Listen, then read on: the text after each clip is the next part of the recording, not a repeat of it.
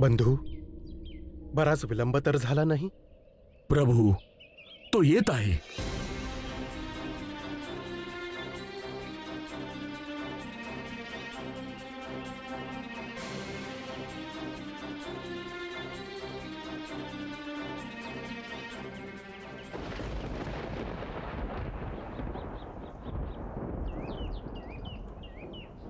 भेडा, आज तुझे साहस कसे झाले इथवर येण्याचे? आज ही माझी गदा तुझे प्राण घेईल.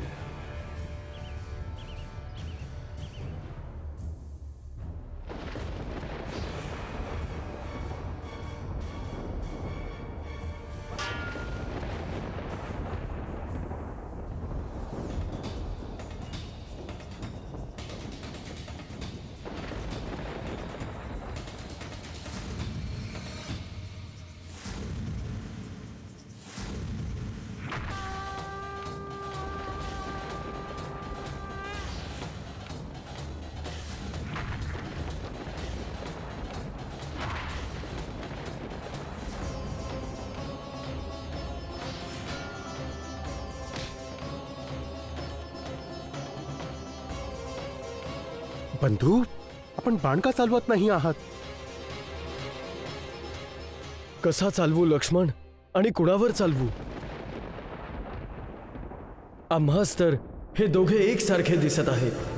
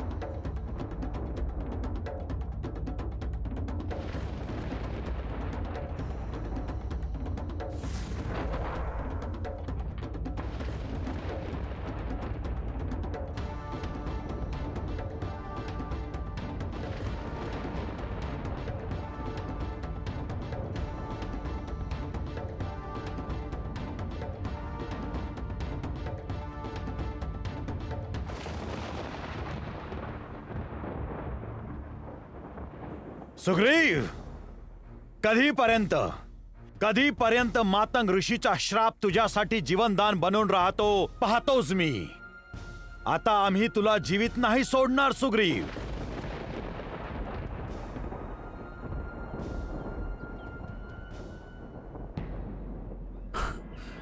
नल, नील, जांबुवंत,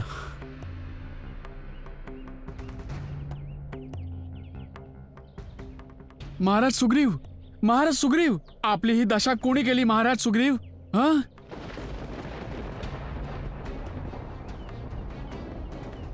आपली ही अवस्था?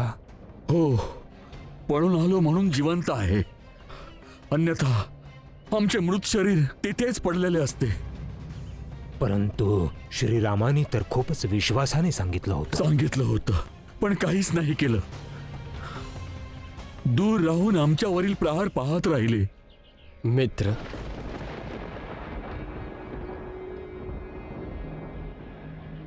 मित्र म्हणालत आपण? आपल्यासारखा मित्र असेल प्रभू तर शत्रूची काही आवश्यकताच नाही.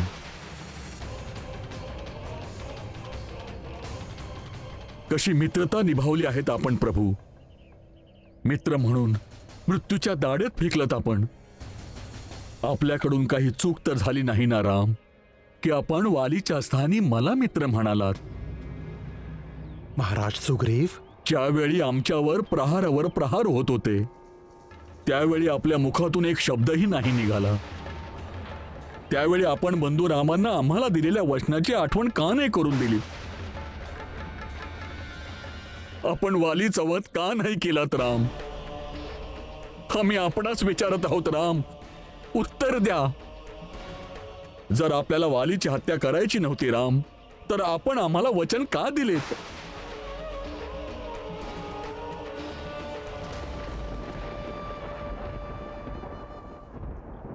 का आम्हाला युद्ध करण्यासाठी त्या काळाच्या तोंडी दिलत राम? का यालाच मित्रता म्हणतात राम? महाराज सुग्रीव, काही ऐकायचे नाही आम्हाला. आम्ही आपल्या समोर हात जोडतो. आम्हाला आपली सहायता नको. आम्ही आपली मित्रता पाहिली. आपण जे केलं त्याचे उत्तरदायी आपणच आहात. परंतु आम्ही जे करू ते संपूर्ण जग पाहिजे. बस महाराज सुग्रीव.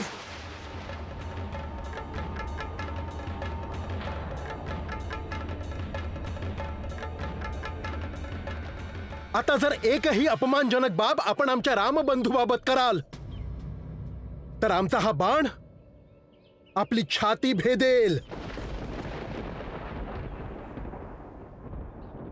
कुणाच्या बाणात इतकी शक्ती नाही की आमचे हृदय विदीर्ण करेल. सावधान. लक्ष्मण बंधू,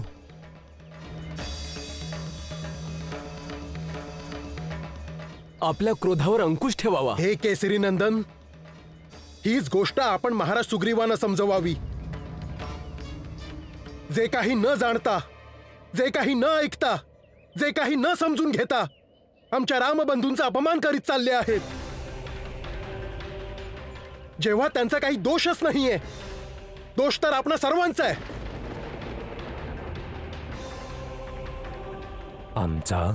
आमचा काय दोष आहे? आपल्यापैकी कोणी एकाने तरी हे विचारले की आमच्या रामबंधूंनी बाण का नाही चालवला? एकाने तरी हे जाणून घेण्याचा प्रयत्न केला? नाही केला. बस आमच्या रामबंधूंना अपराधी बनवून टाकले. महाराज सुग्रीव, दोष आपला आहे. आमचा? हो, तुमचा आणि तुम्हा सर्वांचा. आपल्यापैकी कोणी एकाने तरी हे सांगितले की बालिया आणि महाराज सुग्रीव जुळे बंधू आहेत? आपल्यापैकी कोणी एकाने तरी हे सांगितले की त्यांचा रंग आणि रूप एकसारखाच आहे, एकसारखेच वस्त्र परिधान करतात? नाही ना? मग माझे बंधुराम कसे ओळखणार की कोण बालिया आहे आणि कोण सुग्रीव? आणि जर अशा परिस्थितीत आमच्या बंधू रामाने तो बाण चालवला असता आणि तो बाण आपल्या छातीला भेदला असता तर आपला जीव तर गेलाच असता, परंतु रघुकुळाच्या कीर्तीवर किती मोठा कलंक लागला असता याचे अनुमान तरी आहे का आपल्याला?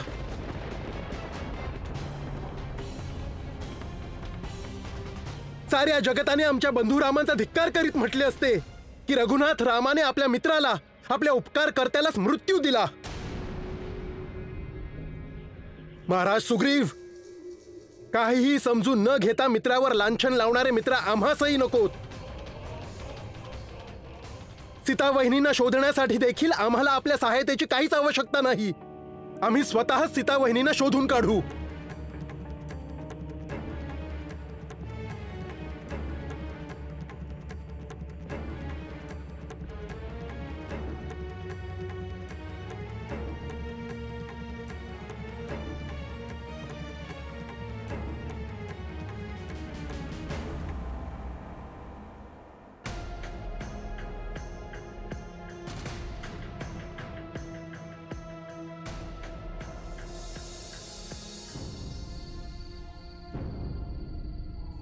स्वामी, आम्हाला आत्ताच कळले आहे की सुग्रीवांजवळ श्रीराम, लक्ष्मण नावाचे 2 मित्र आले आहेत. आले असतील. ते दोघं अयोध्येचे राजकुमार आहेत स्वामी. राजकुमार आहेत तर आमचे काय बिघडवणार? स्वामी, त्या दोघं राजकुमारांना हनुमान घेऊन आले आहेत. कदाचित सुग्रीव त्या दोन्ही राजपुत्रांसोबत मिळून आपल्या विरुद्ध काही षड्यंत्र रचू नये. राजनीतीनुसार. तारा, ही राजनीती आम्हाला नको शिकवू. परंतु सुग्रीव. नाव नको घेऊ त्या भ्याडाचे. अशा भ्याडावर आम्हास क्रोध नाही, दया येते. परंतु स्वामी, यावेळी ते आपल्या विरोधात सहयोगींना एकत्र करत आहेत. आपल्याला यावर लक्ष द्यायला हवे. आता काही वेळापूर्वी तू सुग्रीवला समजावण्याबद्दल बोलत होतीस आणि आता आधी आम्हाला त्या 2 राजकुमार आणि सुग्रीवाच्या मैत्रीबद्दल माहित नव्हते स्वामी. ठीक आहे, आम्ही ऋषीमुख पर्वतावर जाऊ शकलो नसलो म्हणून काय, आमची सेना तर जाऊ शकते. कोणतीच आवश्यकता नाही.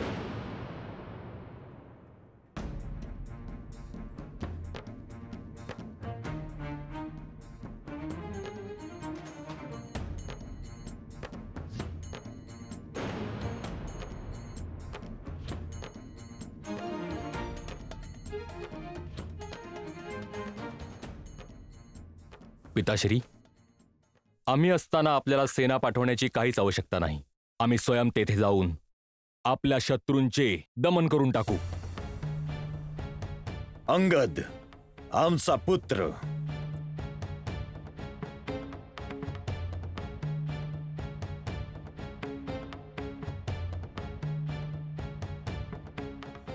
चिरंजीवी भावापुत्र. पिताश्री, ज्या पुत्राचे जीवन त्याच्या पितांच्या कामी येऊ शकत नसेल, त्या पुत्राचे चिरंजीवी जगणे काय कामाचे? आपण काय काम करू इच्छिता पित्यासाठी? पित्याच्या शत्रूचा विनाश.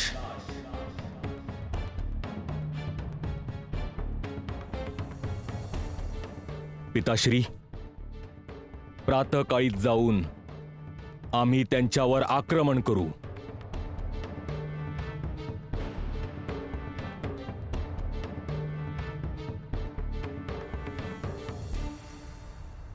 आम्ही जाऊ ऋषीमुख पर्वतावर. बंधू, आम्हास क्षमा करावी, परंतु आपण आता एक क्षण इथे थांबायचे नाही. आपल्याला सीता वहिनींनाही शोधायचे आहे. चला वे बंधू. लक्ष्मण, मनुष्याने कोणत्याही स्थितीत, कोणत्याही दशेत आपला विवेक गमावू नये. ऋषीमुख पर्वत आपण तोवर सोडून जाऊ शकत नाही जोपर्यंत आम्ही आपले वचन पूर्ण करत नाही. लक्ष्मण, तुलाही नाही वाटणार की आम्ही मित्रद्रोह करावा, आपल्या मित्राचा विश्वासघात करावा? वाटेल का? तुझी ही इच्छा आहे की मी आमची प्रतिज्ञा पूर्ण करू नये? बंधू, आम्ही सर्व काही सहन करू शकतो, स्वतःचा अपमान देखील सहन करू शकतो, परंतु आपला अपमान कसा सहन करू? हे आम्हास जमणार नाही बंधू, आम्हास नाही जमणार. लक्ष्मण, आम्हाला हे सांग की एक मित्र आपल्या मित्रावर रुष्ट होऊ शकत नाही? मित्रता एक असे नाते आहे लक्ष्मण, ज्यात रुसणे आहे, समजूत आहे, मतभेद आहेत, क्रोधही आहे, परंतु तरीही मित्रता एक असा धागा आहे ज्याला कितीही खेचले तरी कधीच तुटत नाही, कारण त्याचा पाया प्रेम आणि विश्वासावर असतो. लक्ष्मण, जेव्हा बाली आमच्या मित्रावर प्रहारावर प्रहार करत होता, तर तो प्रहार आमच्या मित्रावर करत होता, परंतु घायाळ आमचं हृदय होत होतं.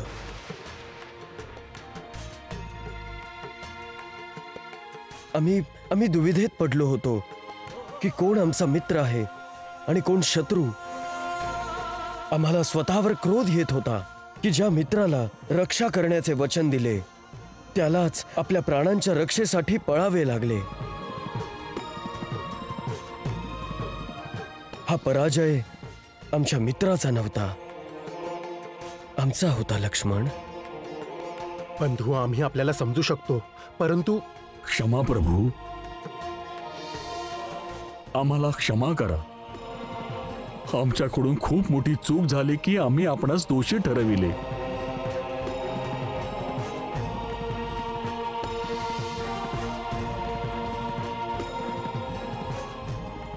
हो प्रभू, कदाचित वालीच्या भया कारणास्तव महाराज सुग्रीव आपला विवेक गमावून बसले होते. मित्र, लक्ष्मण क्रोधात येऊन जे म्हणाला ते विसरून जा. स्वतःला अपराधी समजू नको.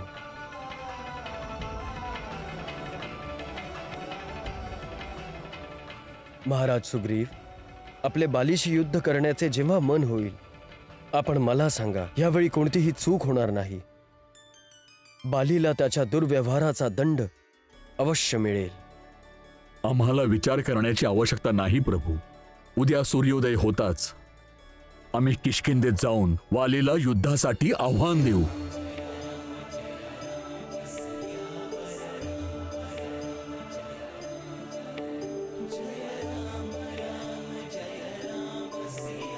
क्षमा असावी प्रभू, परंतु प्रथम वेळेला जी समस्या होती, जेव्हा आपण बाण चालवू शकला नाही तेव्हा ती समस्या आता होणार नाही. ह्यावेळी आम्ही आपल्या मित्राला ओळखू. लक्ष्मण, बोलावे बंधू. प्रातः आपल्या प्रस्थानापूर्वी एक प्रफुल्ल पुष्पांची माळा महाराज सुग्रीवांच्या गळ्यात घालावी.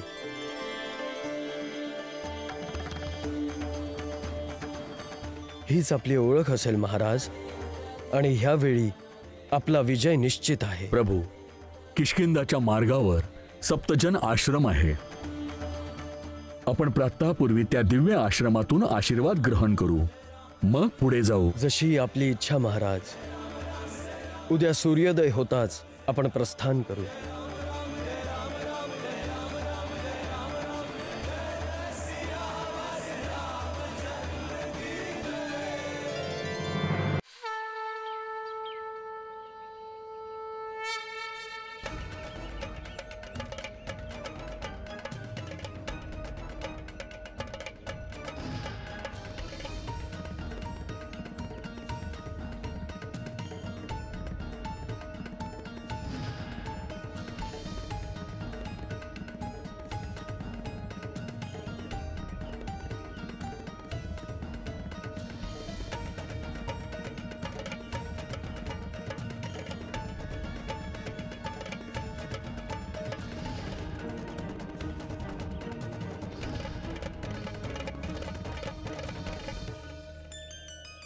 किती पवित्र आणि शांत वातावरण आहे.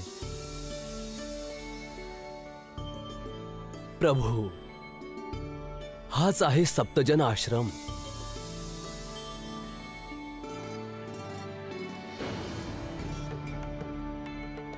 प्रभू,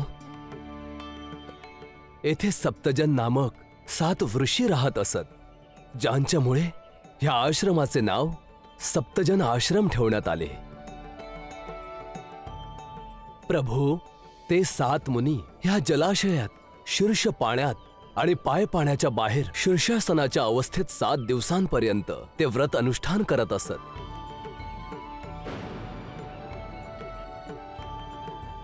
7 दिवसांनंतर ते केवळ एकदा श्वास घेण्यासाठी पाण्याच्या बाहेर येत असत. ते वायुसेवनच त्यांचा आहार असे.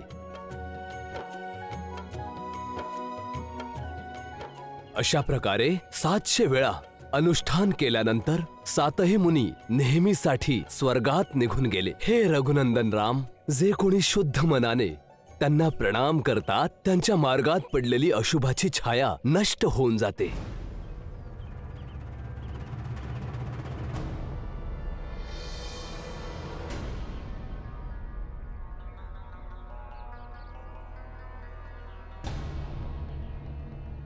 यावे प्रभू.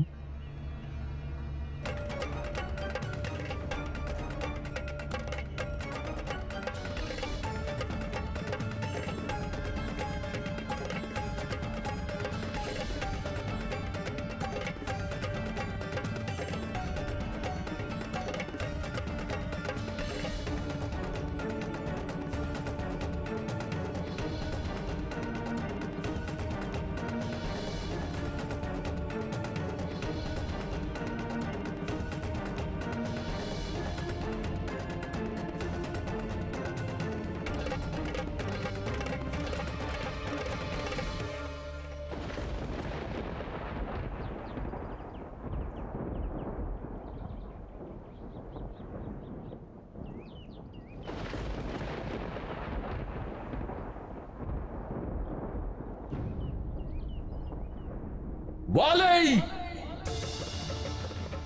वाली बाहेर ये. वाली, कुठे लपला आहेस भित्र्या? तुझा मृत्यू तुला न्यायाला आला आहे. पाहिलंस तारा, किती प्रबळ इच्छा आहे सुग्रीवच्या मनात परलोकी जाण्याची, जो वारंवार आम्हाला युद्धासाठी ललकारत आहे. यावेळी आम्ही तुझा मृत्यू सोबत घेऊन आलो आहोत. अच्छा, तर मग बघूया कोणाचा मृत्यू त्याला आपल्या सोबत घेऊन जातो. मग ये, मला किष्किंधाच्या जंगलात येऊन भेट. मग पळून नको जाऊ सुग्रीव. गेल्या वेळीही आम्ही पळालो नव्हतो. तुला जिवंत ठेवायचे होते म्हणून निघून गेलो होतो. तारा, आज मी याला कायमसाठी जीवन मुक्त करून टाकेन.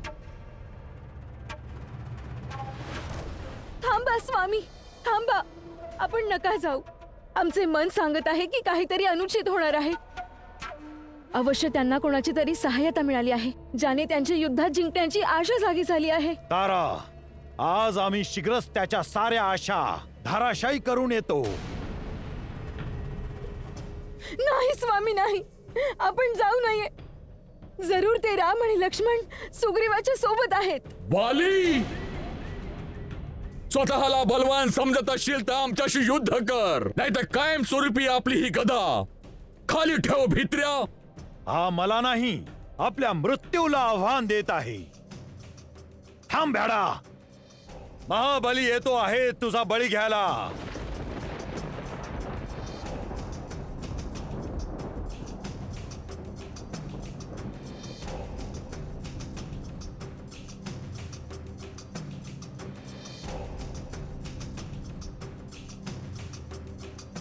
बंधू, प्रभू, तो येत आहे.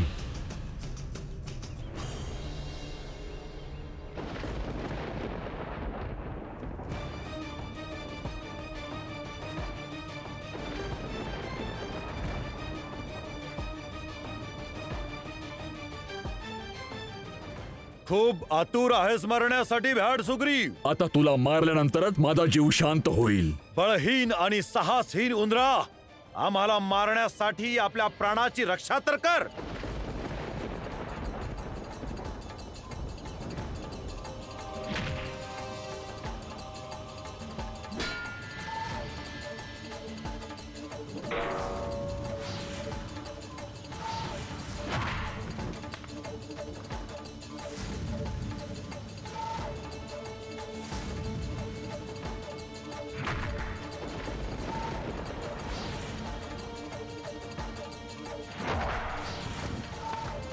प्रभू, आता काय होणार?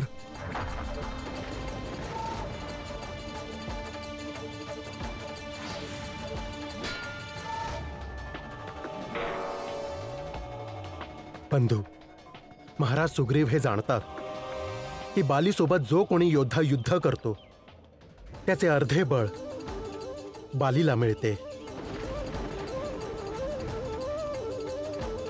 आणि तरीही ते युद्ध करीत आहेत आपल्या आशेवर. बंधू, आपण बाण चालवावा. चालवावा बाण बंधू. परंतु आम्हाला समजत नाही, आम्ही लक्ष कोणावर साधू? यापैकी सुग्रीव कोण आहे आणि बाली कोण?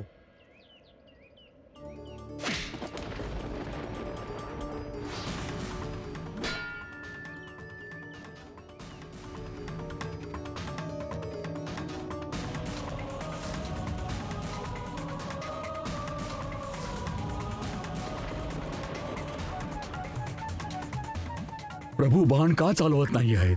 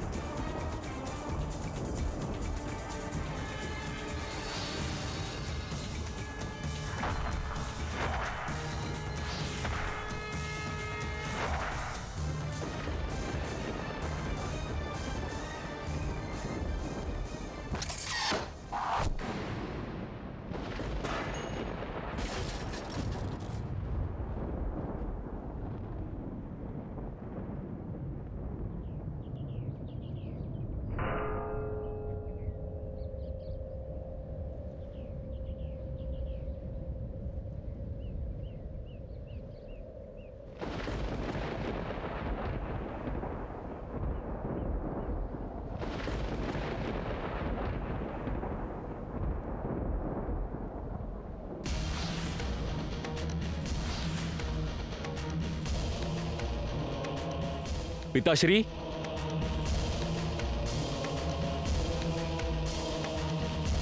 माताश्री,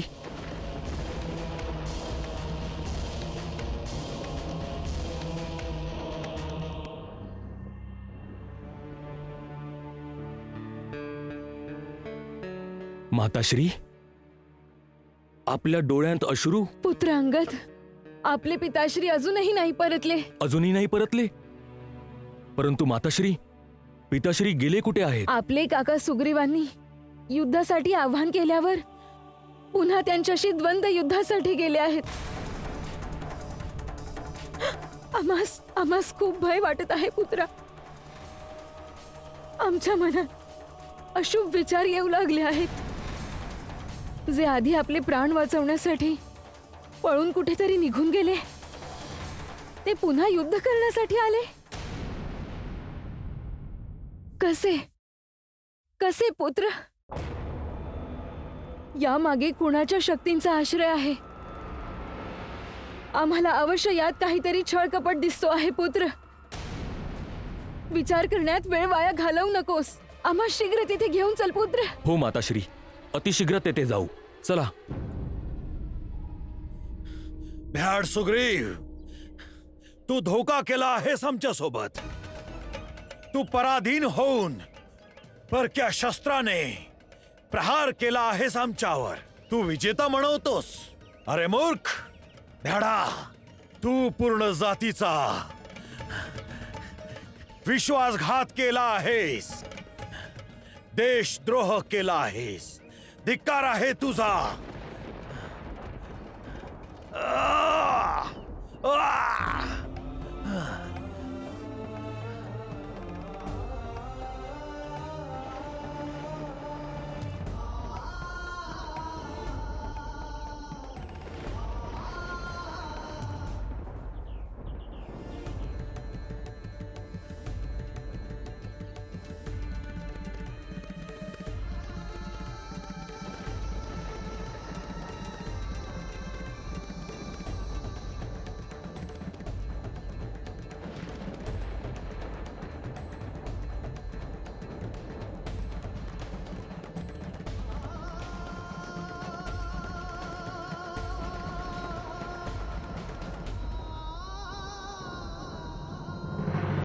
तर आपण तेच राम आहात ना?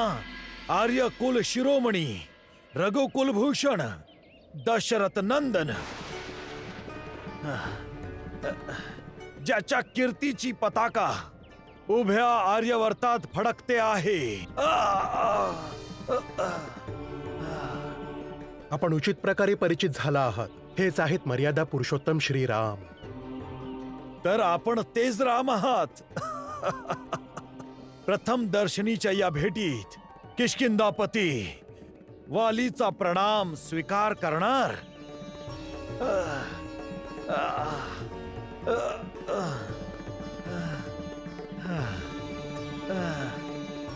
हे धनुषधारी मर्यादा पुरुषोत्तम श्रीराम, आम्हाला केवळ इतकेच सांगा की आपण आमच्यावर प्रहार का केला. अशा प्रकारे प्रहार करणे वीरांचे काम नाही, हे तर भाड्यांचे काम आहे राम. या दुष्कर्माने काय आपण आपल्या वीरतेवर कलंक नाही लावला राम? बोला राम.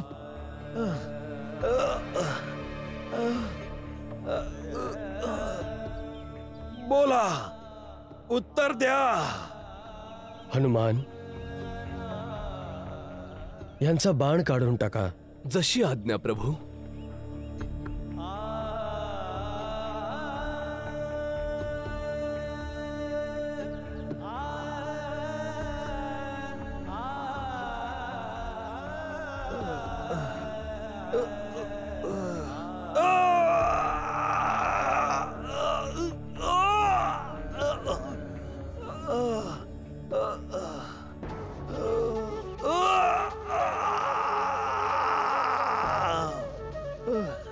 खूप दया दाखवत आहात श्रीराम. एका प्रश्नाचे उत्तर तर द्या. लढाई तर आम्हा दोघा भावांमध्ये होती, मग अशा वेळी लपून वध करणे हाच आदर्श आहे आपण आर्यांचा. आम्हाला मारून आपल्या पुरुषात निंदेचा पात्र नाही होणार का? आमचे आणि आपले काही वैर नव्हते, मग कोणत्या कारणाने आपल्याला सुग्रीव इतका प्रिय झाला आणि बाली आपला शत्रू बनला? बाली मित्राचा शत्रू असतो. सुग्रीव आमचे मित्र आहेत. त्यांच्या प्रती जो आपण अन्याय केला आहे तथा आपल्या पापांचा दंड देण्यासाठी आपला वध करण्याची प्रतिज्ञा आम्ही घेतली आहे. रघुवंशी जेव्हा कुणाला वचन देतात तेव्हा आपले प्राण गेल्यावरही ते वचन पूर्ण करतात.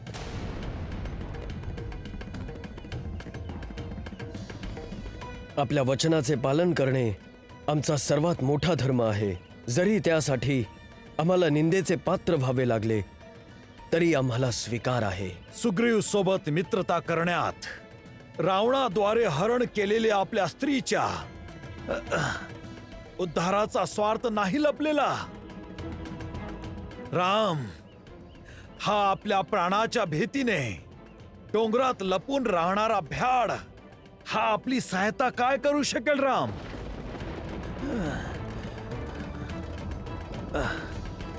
यासाठी आपण किष्किंधापती वालीकडे आला असता तर पाहता आतापर्यंत त्या दुरात्म्याला बांधून आपल्या चरणाशी टाकले असते. राम सीतेला त्याने सागरात, आकाशात, पाताळात या सर्वात खोल जरी लपवून ठेवले असते तरी आम्ही तिथूनही सीता मातेला शोधून आपल्या हवाली केले असते. राम आज ज्या प्रकारे क्रूरतापूर्वक आपण वालीचा वध केला आहे त्या अनुचिताला आपण इतिहासात कधीही उचित नाही ठरू शकणार. राम जो जन्म घेतो तो अवश्य मरतो, म्हणूनच आम्हाला मरण्याचे कोणतेच दुःख नाही. आणि आमच्या नंतर या सुग्रीवला राज्य मिळाले तर तेही अनुचित नाही. राम अनुचित इतकेच आहे की आपण मला रणभूमीवर वीराप्रमाणे नाही मारले, आपण मला अधर्मपूर्वक मारले आहेत. राम आपण माझी निरपराध हत्या केली आहे. आपल्या या पापाचे प्रायश्चित्त कधीही नाही होणार. राम वानरराज, ज्या धर्म, सत्कर्म आणि नीतीचे गाऱ्हाणे गात आहात आपल्या जीवन काळात, त्याच धर्म, सत्कर्म, न्याय आणि नीतीचा विचार तर आपल्या स्वप्नातही नाही आला. धर्मार्थ, काम आणि लौकिक सदाचार आपण स्वयंच नाही जाणत. आपल्या आचार्यांकडून धर्माचे स्वरूप न जाणताच आपण मला धर्माचा उपदेश देऊ इच्छिता? वाली, आमची निंदा करते वेळी आपण मला एका अबोध बालकाप्रमाणे भासत आहात. मोठा भाऊ, पिता आणि गुरु तिघे एक समान पूजनीय आहेत. त्याच प्रकारे छोटा भाऊ, पुत्र आणि शिष्यही एक समान मानले गेले आहेत.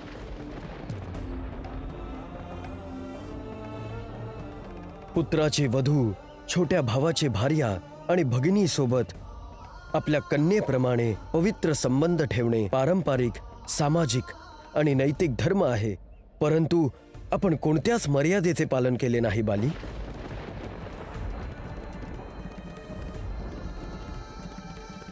कोणताही दोष नसताना आपल्या छोट्या भाऊ सुग्रीवला निष्कासित केलंयस आणि तो जिवंत असताना त्याच्या धर्मपत्नी रोमाला अधर्म आणि अनितीने स्वतःच्या अधीन ठेवले.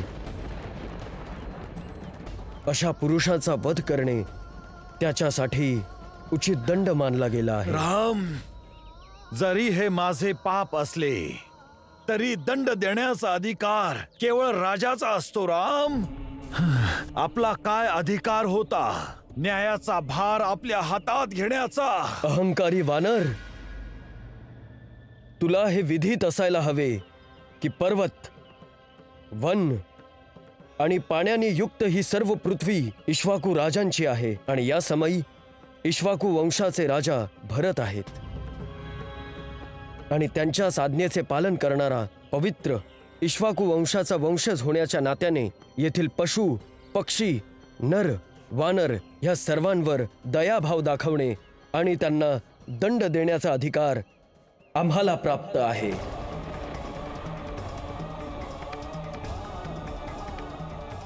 धर्मात्मा राजा भरतच ह्या पृथ्वीचे पालन करता आहे. ते असताना कोणीही प्राणी धर्माविरुद्ध आचरण नाही करू शकत. म्हणूनच आम्ही सर्व त्यांच्याच आज्ञेने श्रेष्ठ धर्मस्थिर होऊन आपल्यासारख्या धर्मभ्रष्ट पुरुषांना विधिवत दंड देतो. बाली सत्पुरुषांचा धर्म अति सक्षम असतो, ज्याला जाणून घेणे खूप कठीण असते. केवळ इतके जाण की एक राजा कुण्या पापीला दंड देतो तर तो पापी पाप भोगून निष्पाप होतो आणि जर राजाने त्याला उचित दंड नाही दिला तर त्याचे फळ स्वयं राजाला भोगावे लागते. रजाभिकृत दंडासु कृत्यो पापानी मानवाहो निर्मला स्वर्गमायांती शांता सुकृती. हे वानरराज, तू जे पाप केले आहेस त्यानुसार तुझा वध सर्वथा धर्माला अनुसरून उचित मानला जाईल.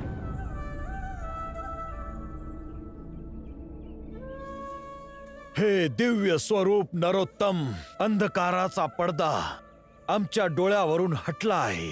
आमच्या आत्म्याचे अंतःचक्षु उघडले आहे आणि असे प्रतीत होत आहे श्रीराम, जसे आत्म्याने परमात्म्याला ओळखले आहे.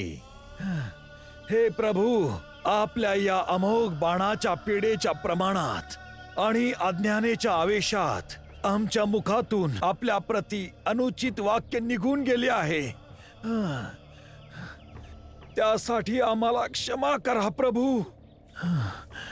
आपण तर परमार्थ धर्माचे ज्ञानी आहात आणि आम्ही अधर्मीमध्ये अग्रेसर आहोत. हे कृपा सिंधू, आमची अंतरात्मा आम्हाला अचेत करणार आहेत. त्याआधी आम्हाला आपल्या चरणाची धूळ देऊन प्रायश्चित्त करू द्या प्रभू.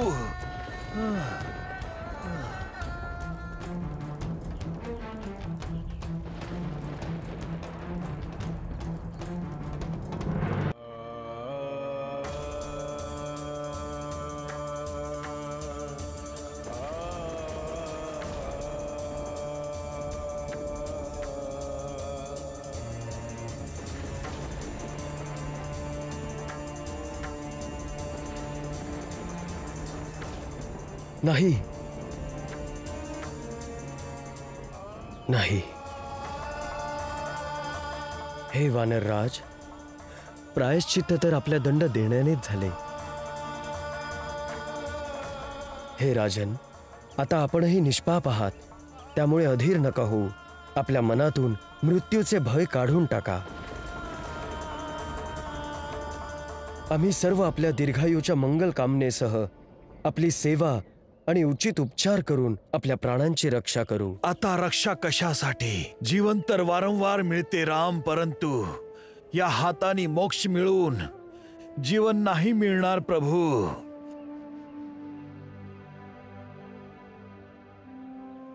जो दुर्लभ मृत्यू आज या वालीला मिळाला आहे प्रभू, त्याच्या समोर ही किष्किंधाच काय, स्वर्ग, सारी पृथ्वी, सारे वानर साम्राज्य काहीच नाही प्रभू.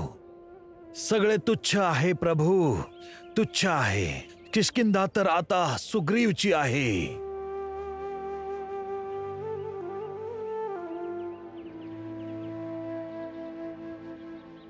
आम्हाला क्षमा करा, आम्ही पापी आहोत भ्राता. किष्किंधापती तर आपणच राहाल.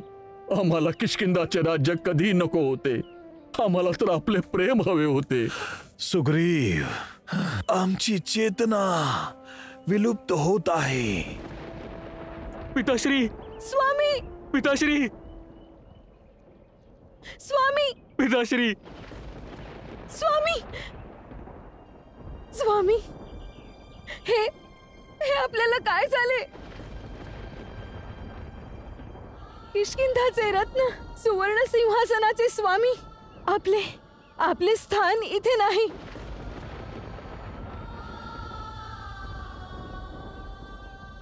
मोठे मोठे गिरिराज गजराज आपल्या धडकेने धूळ चाटत जातात. स्वामी स्वामी उठा उठा स्वामी. तारा धीर धर आणि पहा, तुझ्या समक्ष तिन्ही लोकांचे स्वामी विराजमान आहेत. नाही स्वामी, आम्ही कोणालाच नाही पाहणार.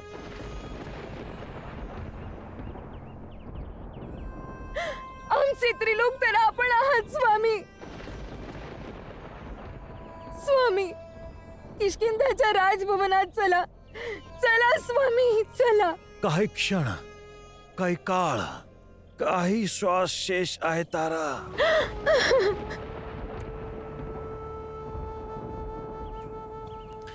मग हवे तिथे नेऊन प्रतिष्ठित कर. तारा, आपले स्वामी किष्किंधाच्या राजा वालीला कुठेही नेऊन प्रतिष्ठित कर. नाही स्वामी, आम्ही आपल्या सोबत येणार नाही तारा, आजवर कुणी कोणाच्या सोबत नाही गेले. हे सृष्टीचं सत्य आहे. नाही, हे नाही होऊ शकत. आपण आम्हाला सोडून नाही जाऊ शकत पिताश्री. अंगद, एकटे येणे, एकटे जाणे हे सृष्टीचं सत्य आहे पुत्र. हा सृष्टीचा सनातन नियम आहे पुत्र. तारा, तुझी आणि माझी साथ इथपर्यंतच होती. नाही स्वामी, जीवनाच्या अंतिम चरणापर्यंत सुखात दुःखात जीवनात मरणात कुठेही आम्ही आपल्याशिवाय नाही राहू शकत. आपण जिथे आम्ही तिथे.